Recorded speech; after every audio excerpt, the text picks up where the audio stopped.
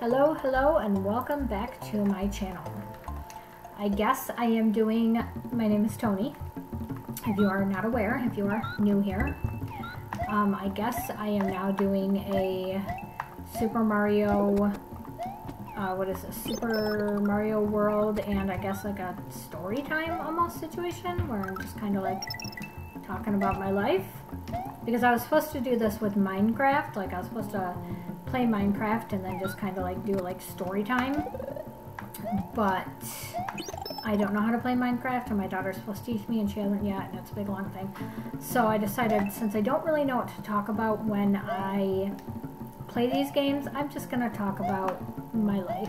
I can't talk about the current stuff going on in my life because it's still like a, not really like a legal, I mean it's kind of like a legal thing.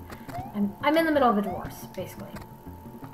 So I don't want to talk too much about that, because I don't know how much stuff I'm, I guess, really allowed to talk about. So I'm talking about my childhood.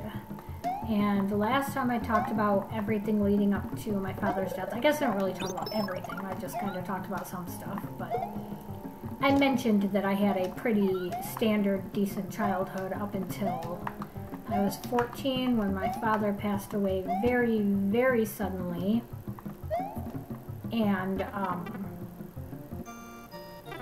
that changed my life because my mother started drinking, and she was grieving. Her and my father had been married for 20 years, they had 5 children together. And she just woke up one day and he was just gone. Like that's a lot for a person. So anyway, from there, it was crazy because I was saying the other day that it's insane to me because my sister and I, because like my oldest sister was 19 and she just like, she had her boyfriend. Well, he's her husband now. They've been together for like 30 years, 30-something years. Actually, yeah, I don't know how many years, 30-something. Anyway, she had him. So she just kind of like, they moved in together and, you know, they just had each other. His father actually died not long after our father, I think like a year or two. So, you know, he had another thing to bond them. But then my sister Heidi was 16 and she left. She couldn't handle being in our house anymore, and so she went to Georgia to live with my uncle, my mom's brother, and she stayed there for many, many, many years. And so that then my littlest sister was 16, my littlest sister was 6. So she basically would just like go everywhere my mom went, and you know, okay, forget it, we're just gonna do this. And so, you know, damn it. So she wasn't really around for any of the stuff that happened with my other sister and I either. Some of the stuff, but for the most part, my littlest sister was with my mom. But so me and the sister that's like right below me, she was 11 or 10 at the time. She turned 11.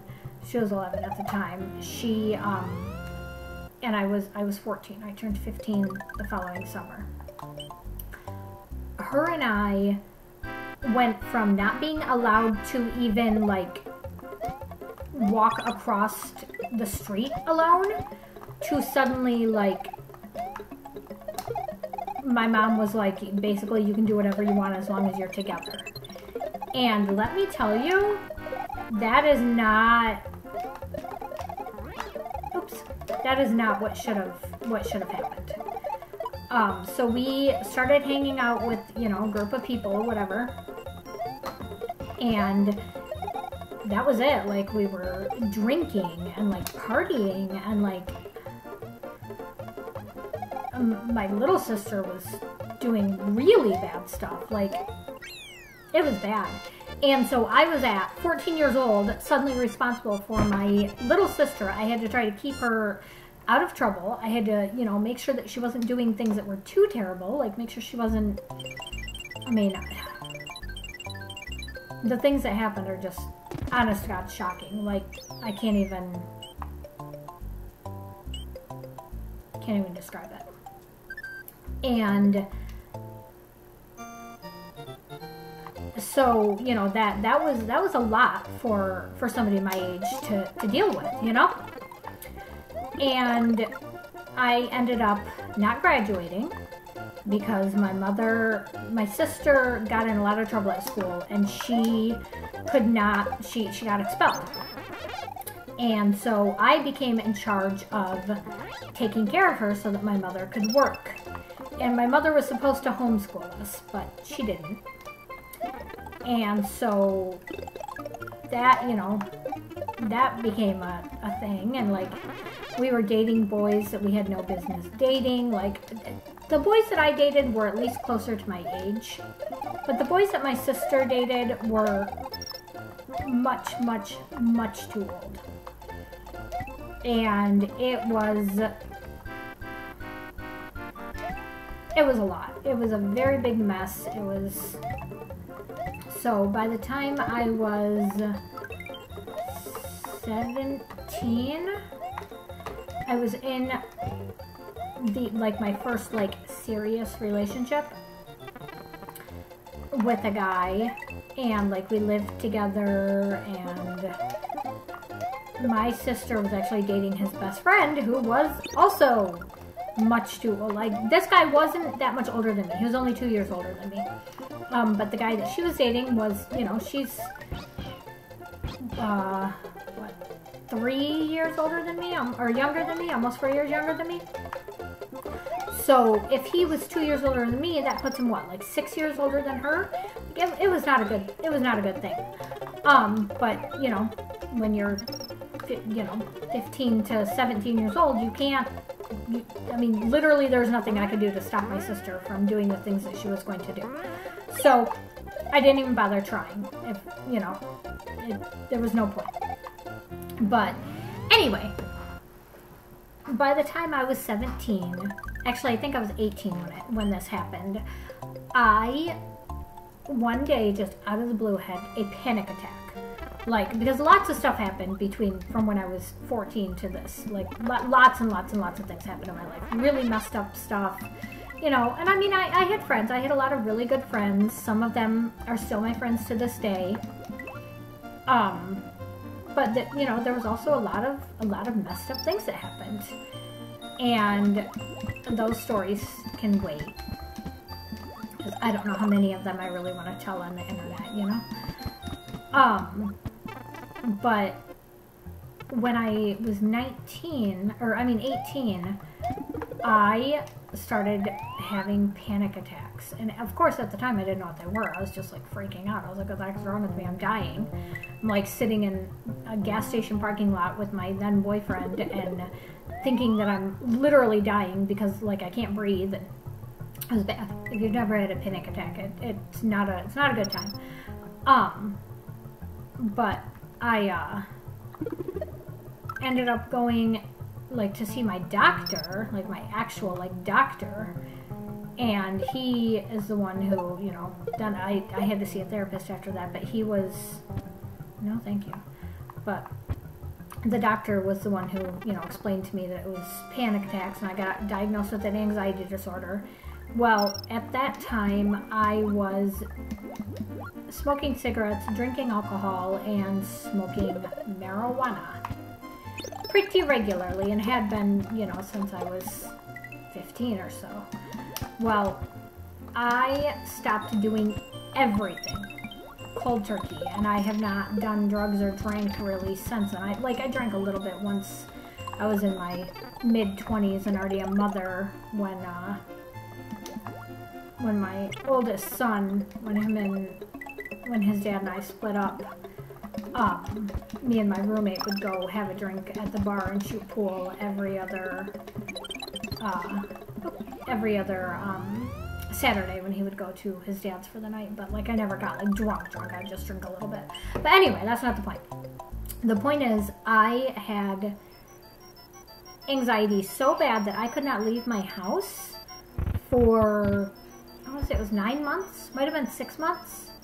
And that is actually probably why my relationship with that particular boyfriend ended, because I went from being, you know, fun party girl to, you know, complete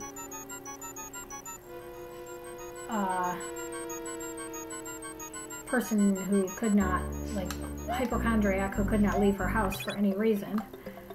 So, you know, that was probably not a super fun time for him. He stuck around for a lot longer than I probably would have expected somebody in his situation to stick around for, though, I'll tell you that much. But by the time I was 19 or so, we were completely done and broke up.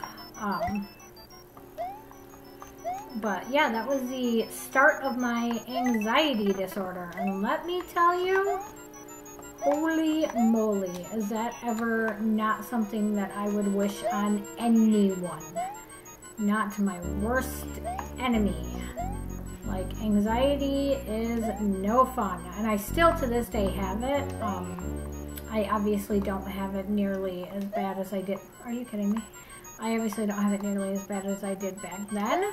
But yeah, I still have anxiety. It actually got really bad when I was approaching 40, because when my dad died, he was 38. He was only 38 years old when he died of a heart attack.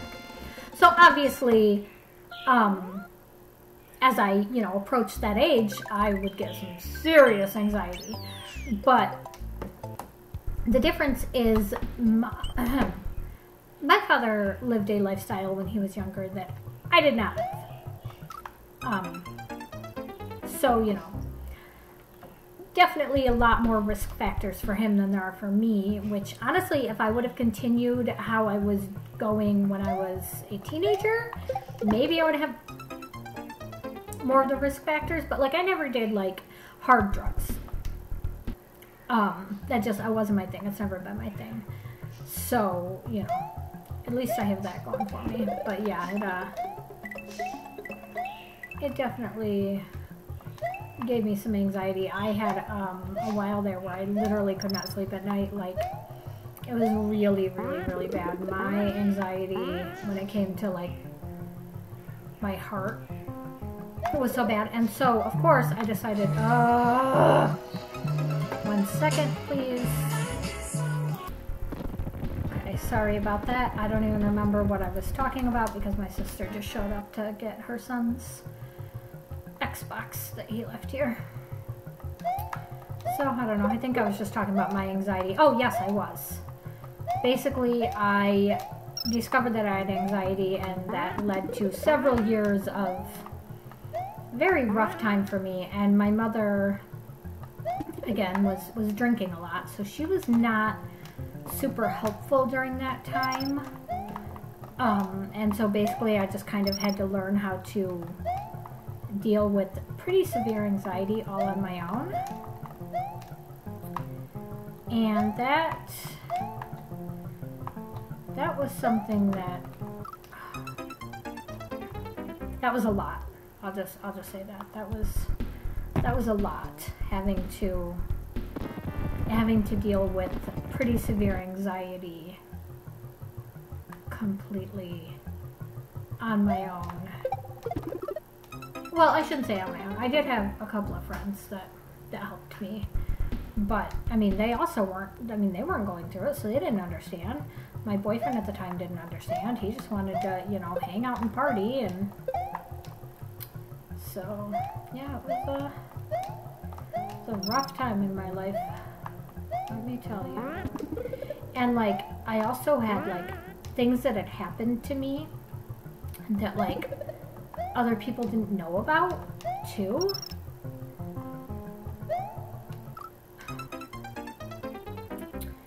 And honestly, the crazy thing is, I think what really helped me during that point, like probably what saved me, is the boyfriend and I, you know, the guy that I had been dating from 17 to 19,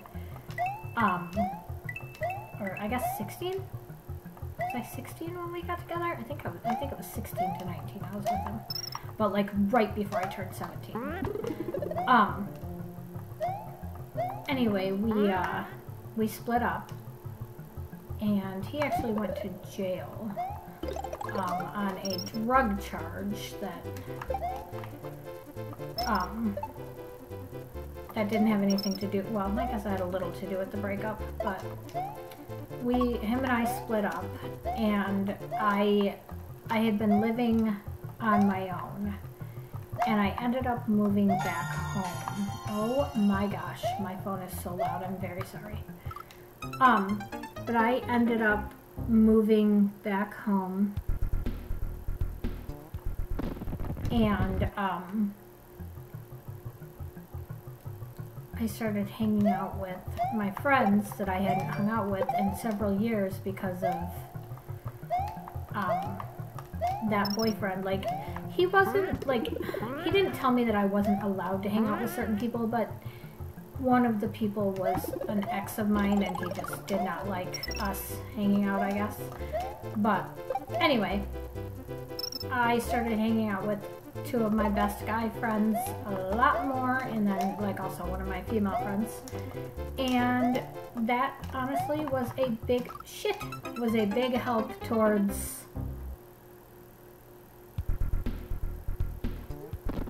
like getting me to feel more normal, I guess. I don't know. I don't really know how to describe it. If you've never dealt with really bad like anxiety, it's hard to describe, but it was pretty bad. And now obviously I'm to the point where my anxiety is managed, and even when I do have like pretty bad like anxious moments, it's usually in the middle of the night, so nobody really knows about it, and I just kind of deal with it on my own. It's funny too, because one of my sisters, or it might have been one of my friends, or somebody had told me that I should try I think it was actually one of my sisters, because I think every single one of my sisters has also dealt with anxiety, and also so did our father, so, you know, big shock that we all have anxiety. But one of my sisters had told me that I should try like meditation videos on YouTube, and it is the weirdest thing. Meditation videos stress me out to the point that like I almost have a full-blown panic attack from meditation videos. If I'm going to watch something like to try to help me sleep at night, like to help relax me, I have to turn on like a stream or like a YouTube video of like a person talking.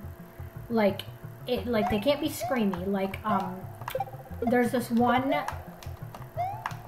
Twitch stream from George Not Found, where he's playing, I think it's like a Pokemon game, and he's all by himself. And that honestly was like my go-to stream for probably like a month, until, because, you know, Twitch only keeps streams for a certain amount of time, and then even after Twitch took it off, I would look it up on YouTube. And that was like my go-to stream for quite a while, because he was just like so calm and relaxing during that point. And it was so nice to watch, or, you know, like to listen to, and that was what helped me fall asleep. Or like Rambo, back when he used to stream every single night, and it was just like chill, calm streams. I would literally watch those to, like, to go to sleep, because that was the only thing that could, like, make me go to sleep, is just like putting streams on, like just propping up my phone. But anyway, I'm going to end this video here, and I think I did everything that I need to do on these. I will be back tomorrow, and we will play this Donut Ghost House. So leave me a like, comment, subscribe, tell me if I'm rambling too much, or if my stories are boring, or whatever, if you hate my videos. You know, anything to bump up that morale around here. Have a good day. Bye.